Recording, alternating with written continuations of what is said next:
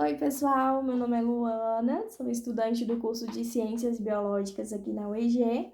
Essa é a atividade online 03 da disciplina de Sistemática de Criptogramas.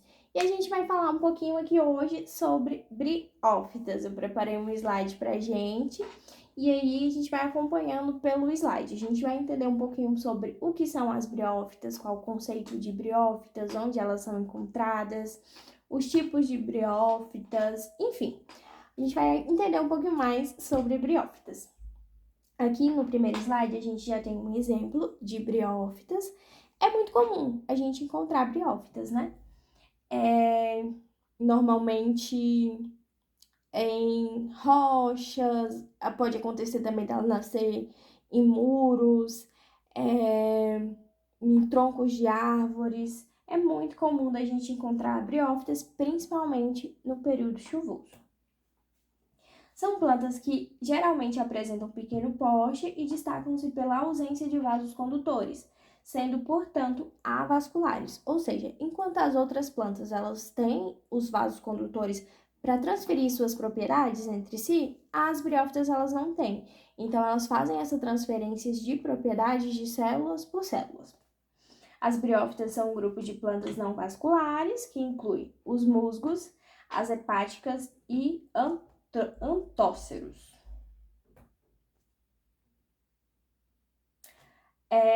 Elas têm estruturas simples e leves, o que permite se estabelecer em uma variedade de substratos, como rochas, solos expostos e troncos de árvores.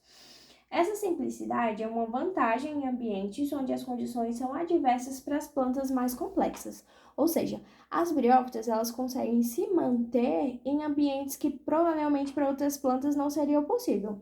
É mais comum a gente ver as briófitas em ambiente chuvoso. Se a gente deixar uma outra planta em um ambiente chuvoso, assim como as briófitas ficam, provavelmente, dependendo da espécie dessa planta, ela não vai aguentar passar por todo o processo de chuva, de seca. Já as briófitas, elas conseguem se adaptar muito bem ao ambiente que elas estão expostas.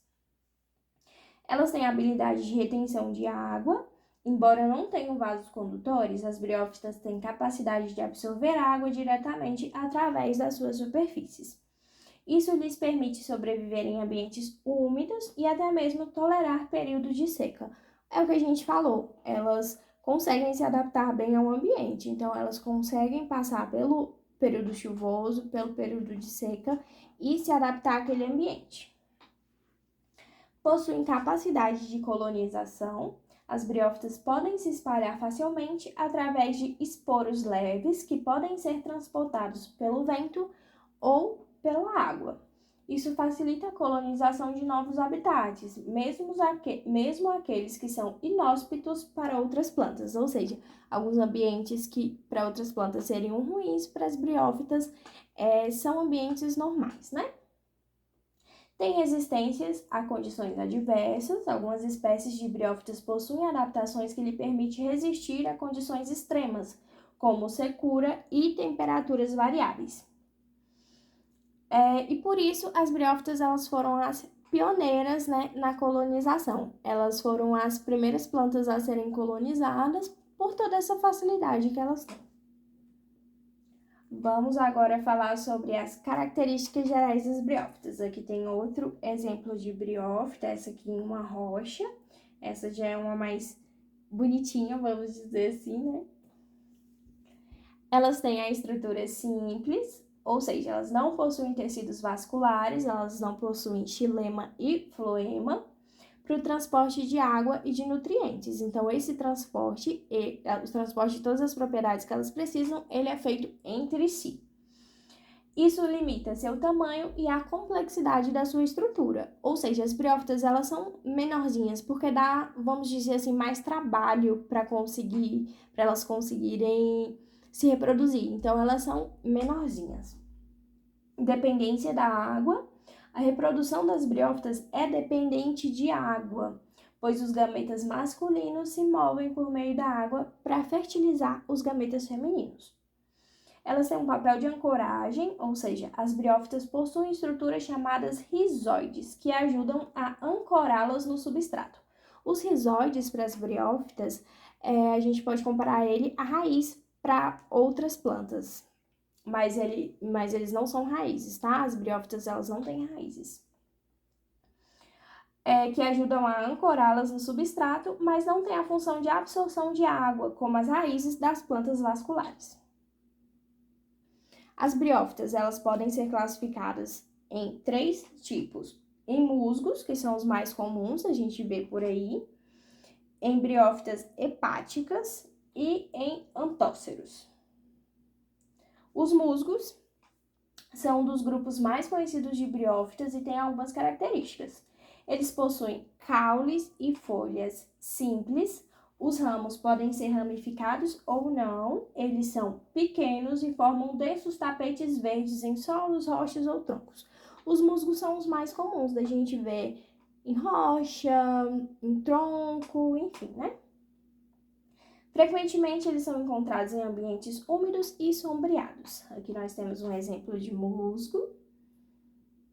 Esse aqui provavelmente está em um tronco, alguma coisa assim. Geralmente encontrados em regiões pantanosas.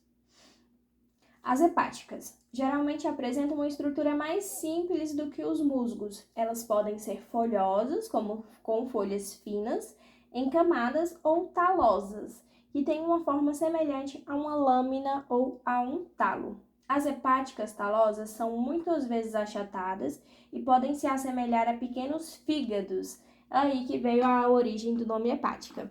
Quando eu estava fazendo a pesquisa, eu até achei interessante uma coisa que antigamente as pessoas consumiam as briófitas hepáticas porque elas acreditavam que essas briófitas faziam bem para o fígado. Por parecer um fígado, elas consumiam isso como se fosse um remédio, porque elas achavam que poderia fazer bem para o fígado. Aqui tem um exemplo. Olha, ela já é mais diferente, mais difícil da gente encontrar, né? E também temos os antóceros, que são hepáticas talosas, que significa que tem uma estrutura em forma de lâmina ou de talo, em vez de folhas distintas, como os musgos. O talo dos antóceros é geralmente verde e pode ter uma estrutura um pouco rugosa. Eles possuem células que contêm cloroplastos, permitindo a fotossíntese. Olha aqui como eles são. Bem diferente. Esse aqui eu nem sei se eu já vi algum. Bom, agora vamos falar um pouquinho sobre o ciclo de vida das briófitas. O ciclo de vida das briófitas é alternante entre a fase de haploide e diploide.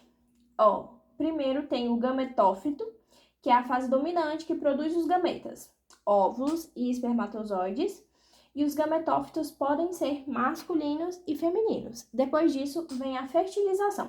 Os espermatozoides nadam pela água para alcançar os óvulos e aí eles resultam na formação do zigoto. E aí vem o esporófito, que é onde o zigoto se desenvolve, fica preso ao gametófito e é responsável por produzir esporos através da meiose. E aí vem a liberação dos esporos. Quando os esporos amadurecem, eles são liberados para o ambiente. As briófitas, elas desempenham um papel muito importante, né, na formação do solo, ajudam na retenção de umidade e na prevenção de erosão. Aqui nós temos outro exemplo de briófitas. E, para finalizar, vou mostrar para vocês umas imagens registradas na aula campo do dia 20 do 10. Aqui nós temos algumas presenças, aqui em uma rocha, aqui em um tronco, aqui em outra rocha. Nosso tempo está acabando, então é isso, pessoal. Espero que vocês tenham gostado da aula. Tchau, tchau.